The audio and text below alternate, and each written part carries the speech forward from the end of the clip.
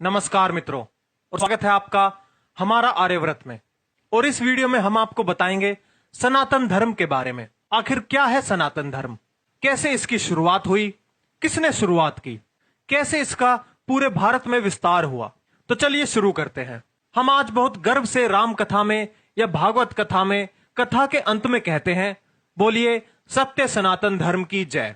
थोड़ा ये सोचे कि सनातन धर्म का अर्थ क्या है। सनातन अर्थात जो सदा से है, जो सदा से रहेगा, जिसका अंत नहीं है और जिसका कोई आरंभ नहीं है, वही सनातन है। और सत्य में केवल हमारा धर्म ही सनातन है। यीशु से पहले ईसाई मत नहीं था, मोहम्मद से पहले इस्लाम का मत नहीं था। केवल सनातन धर्म ही सदा से है, सृष्टि के आरंभ से है। किंतु ऐसा क्या है जो हिंदू धर्म में सदा से है? श्री कृष्ण की भगवत कथा श्री कृष्ण के जन्म से पहले नहीं थी, अर्थात श्री कृष्ण की भक्ति सनातन नहीं है। श्री राम की रामायण तथा रामचरितमानस भी श्री राम के जन्म से पहले नहीं थी, अर्थात श्री राम भक्ति भी सनातन नहीं है। श्री लक्ष्मी भी यदि प्रचलित सत्य और असत्य कथाओं के अनुसार भी सोचे तो समुद्र मंथन से पहले नहीं थी, अर्थात लक्ष्मी पूजन भी सनातन नहीं है। गणेश जन्म से पूर्व गणेश का कोई अस्तित्व नहीं था, तो गणपति पूजन भी सनातन नहीं है। शिव पुराण के अनुसार शिव ने विष्णु व ब्रह्मा को बनाया, तो विष्णु भक्ति व ब्रह्मा भक्ति सनातन नहीं है। विष्णु पुराण के अनुसार विष्णु ने शिव और ब्रह्मा को बनाया, तो शिव भक्ति और ब्रह्मा भक्ति सनातन नहीं है। ब्रह्म पुराण के अनुसार ब्रह्मा ने शिव और विष्णु को बनाया, तो विष्णु भक्ति और शिव भक्ति सनातन नहीं है। देवी पुराण के अनुसार देवी ने ब्रह्मा, विष्णु और शिव को बनाया, तो यहां भी तीनों की भक्ति सनातन नहीं रही। यहां थोड़ा विचार करें कि ये सभी ग्रंथ एक दूसरे से बिल्कुल उल्टी बात कर रहे हैं, तो इनमें से अधिक एक ही सत्य हो सकता है, बाकी झूठ। लेकिन फिर भी सब हिंदू इन चारों ग्रंथों को सही मानते हैं।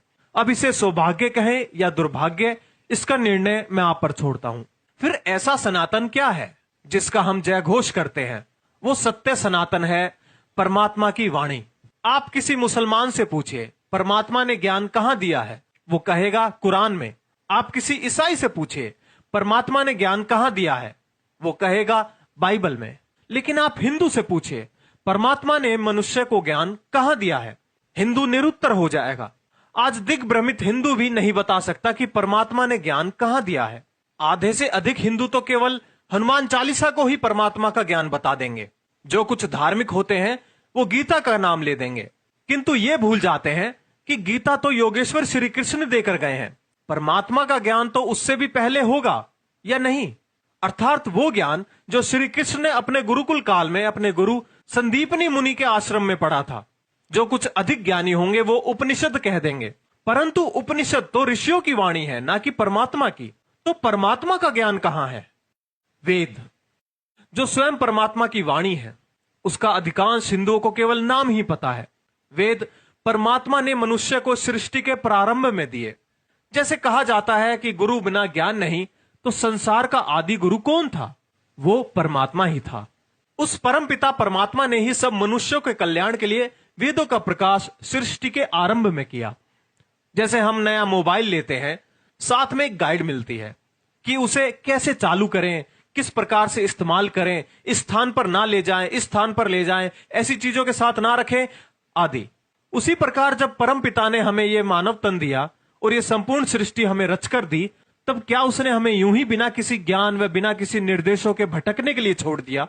नहीं, उसने हमें साथ में गाइड दी कि इस सृष्टि को कैसे उपयोग करें, क्या करें, इस तन से क्या करें, इसे कहां लेकर जाए, मन से क्या विचारे, नेत्रों से क्या देखें, कानों से क्या सुने, हाथों से क्या करें आदि। उसी का नाम वेद है। वेद का अर्थ है ज्ञान।